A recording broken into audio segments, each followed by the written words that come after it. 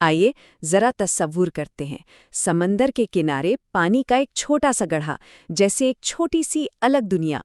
इस छोटी सी दुनिया में ना बहुत सारी मखलूक एक साथ रहती है। लेकिन एक अहम सवाल ये है कि इन सब में से आज भूखा कौन है? और हाँ, कौन किसकी ग़िज़ा बनेगा?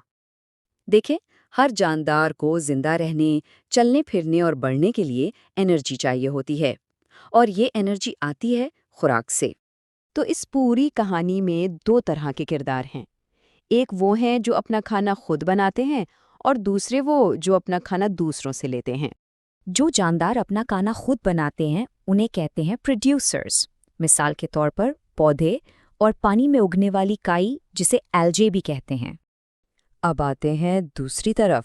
ज़्यादातर जानवर अपना खाना खुद नहीं बना सकते। उन्हें एनर्जी के लिए दूसरे जानदारों को खाना पड़ता है। ऐसे जानदारों को हम कहते हैं कंज्यूमर्स। और हाँ, कंज्यूमर्स भी कई किस्म के होते हैं। कुछ सिर्फ पौधे खाते हैं, कुछ सिर्फ गोश्त यानी दूसरे जानवर, और कुछ ऐसे भी हैं जो पौधे और जानवर दोनों ही खा लेते हैं। तो सवाल ये है कि ये एनर्जी एक जानदार से दूसरे तक सफ़र कैसे करती है? चलें इसको समझते हैं। एनर्जी का ये सफ़र ना एक एक कदम करके होता है, प्रोड्यूसर से कंज्यूमर तक। इस सीधे रास्ते को, इस लिंक को फूड चेन का नाम देते हैं। ज़रा इस तस्वीर पर नज़र डालें।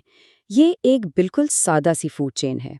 एनर्जी कैसे एक सीधी लाइन में प्रोड्यूसर से आगे बढ़ रही है। लेकिन असल दुनिया में चीज़ें इतनी सीधी और सादा नहीं होती। हकीकत में ज़्यादातर जानवर सिर्फ एक चीज़ नहीं खाते, उनके मेन्यू में काफ़ी कुछ होता है। तो जब ये अलग अलग फूड चेन्स आपस में मिल जाती हैं, एक दूसरे से जुड़ जाती हैं, तो एक जाल सा बन जाता है। इसी जाल को हम कहते हैं फूड वेब। ये असल सूरत-हाल के ज़्यादा करीब है।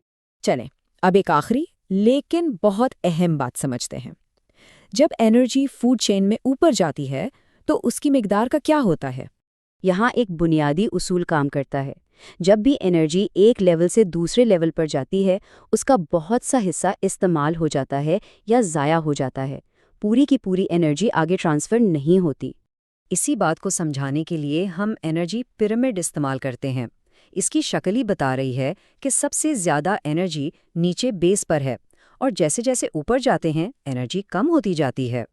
और इसी वजह से किसी भी इकोसिस्टम में हमेशा प्रोड्यूसर्स यानी पौधे सबसे ज़्यादा होते हैं, उन्हें खाने वाले उनसे कम, और फिर सबसे ऊपर वाले जानवर तादाद में सबसे कम होते हैं। तो अब वक्त है कि इस इल्म को इस्तेमाल किया जाए और खुद एक छोटे से माहिर की तरह इस दुनिया को देखा जाए। अपनी साइंस की किताब को खोलकर देखें। इसमें बनी तस्वीरों और डायग्राम्स को बहुत गौर से देखें। कोशिश करें कि इनमें फूड चेन्स और फूड वेब्स को खुद ढूंढ सकें। और जाते जाते एक सवाल जरा सोचें, अगर उस समुंदर के किनारे वाले पानी के गड्ढे से सारी की सारी एल्गी अचानक गायब हो जाए, तो इस छोटी सी दुनिया पर क्या असर पड़ेगा?